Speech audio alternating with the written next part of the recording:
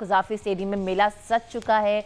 It is going to be another semi-final match between Team South Africa and New Zealand. And New Zealand has actually won the toss and chose to bat first. Salman क्या कहते हैं, because इनकी batting हमारे सामने है, batting में इनकी debut भी हमारे सामने. व्हाट डू यू थिंक, ये जो टॉस जीत के बल्लेबाजी का फैसला किया है, क्या ये चोक कर सकता है साउथ अफ्रीकन्स को? देखिए, ऑब्वियसली द हिस्ट्री सजेस्ट कि वो बहुत चौक किया उन्होंने, लेकिन कभी तो ये लाइन क्रॉस होनी है. हर वक्त हर चीज़ एक जैसी तो नहीं चल सकती. और अगर देखा जाए तो साउथ अफ्रीका के वो सारे मेन प्लेयर्स भी अब वापस आ गए हैं, जो पिछले न्यूजीलैंड के साथ जो इनका मैच था उसमें अवेलेबल नहीं थे. वो अपना लोकल लीग खेल रहे थे. और I think they are in form, New Zealand भी इन फॉर्म है. Teams are very close, but I think in New Zealand जो है they will have this challenge of South African bowlers. I think their fast bowlers have been exceptional. लंबे हैं, hit the deck kind of bowling करते हैं, और hit the deck bowling ही लाहौर कराची में आपको बचा सकती है थोड़ा बहुत, वरना ये प्योर बैटिंग ट्रैक्स हैं. इन पे आपको पूरे मंजे हुए बॉलर चाहिए जो टेस्ट बॉलर्स होते हैं, वरना हमने देखा है ये जो वाइट बॉल वालों के हाल हुए हैं ना यहाँ पे, तो it's a very sort of a high scoring affair. Outfield भी ऐसी है कि बॉल निकल जाए, रुकता नहीं है.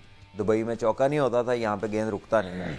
So I guess it will be a interesting game hopefully, and South Africa can remove their tag and unleash something that they are capable of.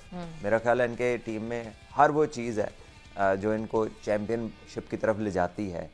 And I really hope कि this time they are fortunate. Although ये दोनों टीमें ऐसी हैं कि बंदा इनके लिए दुआ ही करता है. ये दोनों टीमें जो है ना जनरल पब्लिक की फेवरेट टीम्स हैं. They are good set of players and great set of people. So I wish them both all the very best. अच्छा अहमद जी, आप बताइएगा इस वेन्यू के सेट्स क्या कहते हैं, और हेड टू हेड अगर हम क्विकली डिस्कस कर लें. अच्छा जी, अब तक इन दोनों टीमों ने 72 मैचेस खेले हैं, जिसमें साउथ अफ्रीका का पलड़ा बहुत ही ज़्यादा भारी है. 42 मैच साउथ अफ्रीका ने जीते हैं और 26 मैचेस न्यूजीलैंड जीते हैं. कज़ाफी स्टेडियम में एक मैच हुआ, आपको याद है, ट्रायल सीरीज में, जो केन विलियमसन की सेंचुरी की बदौलत न्यूजीलैंड की टीम ने कामयाबी उसमें हासिल की थी.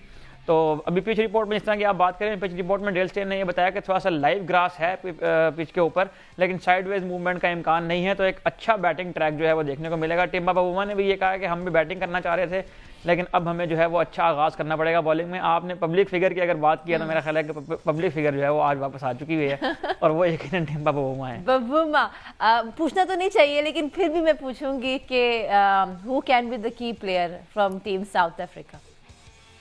सलमान, मैं आपसे पूछ रही हूँ. Well, I think Marco Jansen can be a key bowler, specially because hard length पे बॉल करते हैं, बहुत ही ज़्यादा दराज करते हैं, and he can pick up early wickets, because ये वो जगह है जहाँ पर बैटर्स जो हैं वो फ्लरिश करते हैं. और अगर इधर एक बॉलर ऐसा है जो कि विकेट टेकिंग है, and if you can pick up wickets, तो आप रन्स की जो फ्लो है उसको स्टेम कर सकते हैं. And I think Rabada along with him is a wonderful partner to have. ये दोनों टीमें जो है ना टेस्ट बॉलिंग्स के साथ खेल रही हैं. वो भी काइल जेमिसन को ले आए हैं, वो भी टेस्ट बॉलर हैं. मैट हेनरी भी टेस्ट बॉलर हैं. आप उनका स्पिनर देख लीजिए, सेंटनर हो गए, टेस्ट बॉलर हैं.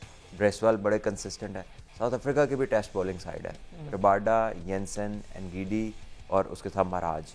सो आई थिंक के मैच्योर लोगों का मैच पड़ गया आपस में. मैच्योर लोगों का मैच पड़ गया आपस में. और अगर हम बात करें न्यूजीलैंड की बैटिंग लाइनअप की, तो who will be the key player from team New Zealand?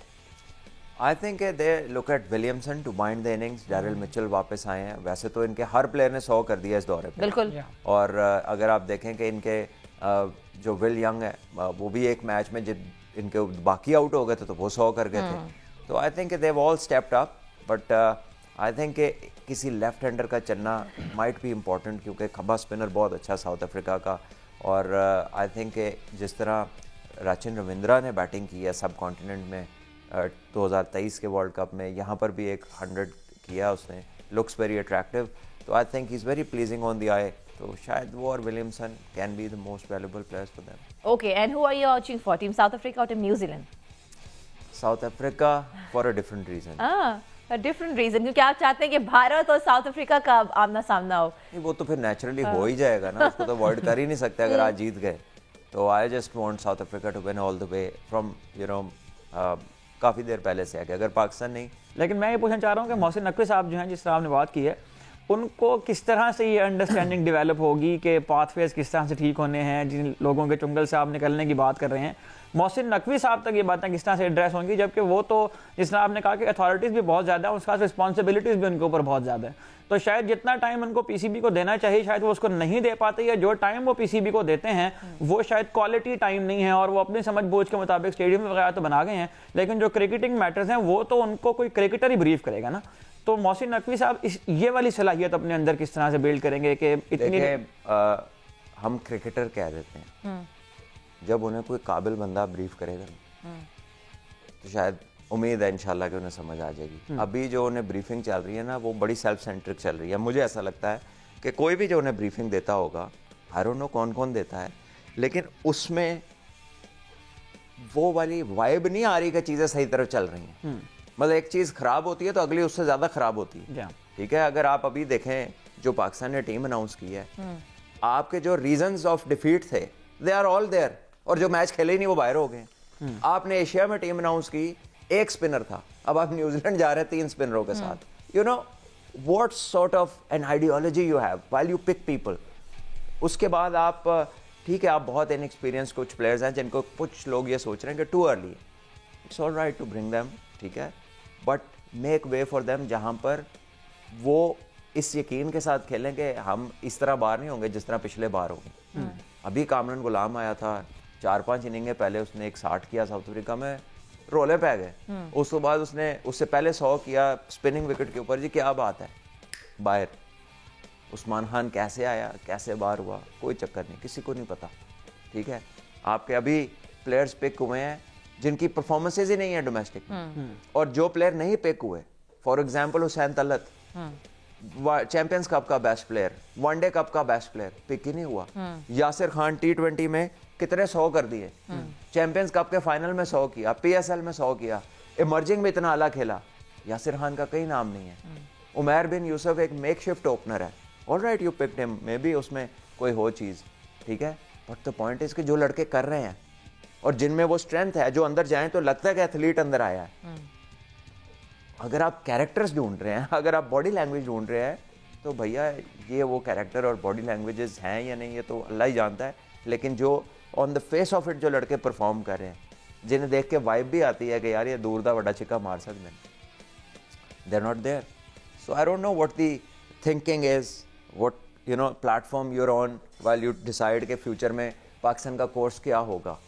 और फ्लिप हो रही हैं ओहदे, कैप्टनसीज, vice कैप्टनसीज, and it's so much happening, and the selectors picked the wrong team, they're all there, and the players are gone. Interesting. But मैं ये भी चाहती हूँ Salman, I hope you have gone through both the squads. अगर हम बात करें T20 की, आपने जिक्र भी किया, पर is it possible if you can go through the player by one and if you can give your comment, because बहुत सारे मैसेजेस हमें कल रात को भी रिसीव हुए थे फॉर यू कि क्या अब्दुल्ला शफीक की इंक्लूजन बनती थी। आई नो आपने दबे लफ्ज़ों में बहुत सारी चीज़ें कह दी हैं कि पर क्या हम वन बाय वन जा सकते हैं player to player, is it possible? देखिए प्लेयर टू प्लेयर जब जाते हैं ना तो एट टाइम्स प्लेयर ये समझते हैं कि उनके ऊपर क्रिटिसिज्म हो रहा है।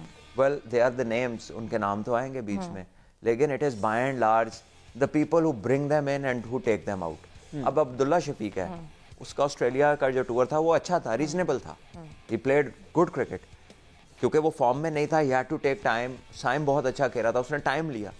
साउथ अफ्रीका गया, वो 3 मैचेस में मेरे ख्याल 6-7 बॉल टोटल खेला वो, एंड ही गॉट आउट।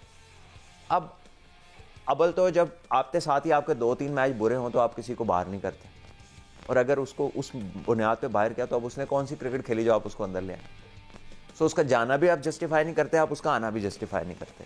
आप you can go on and check the list कि ऐसा ही होता जाएगा। मतलब आप दुबई जाते हैं मैच खेलने, आपके पास 1 रेगुलर स्पिनर है, आप न्यूजीलैंड मैच खेलने जा रहे हैं, आपके पास 3 रेगुलर स्पिनर है। कौन है इस बात को जस्टिफाई करे? कौन सा वो एरिस्टोटल है आपके ग्रुप में? हु इज द पर्सन जिसने क्रिकेट ऐसी घोल के पिया है कि किसी को समझ ही नहीं आ रही? सारी दुनिया के एक्सपर्ट परेशान है, पाकिस्तानियों को छोड़ दें, हमें छोड़ दें।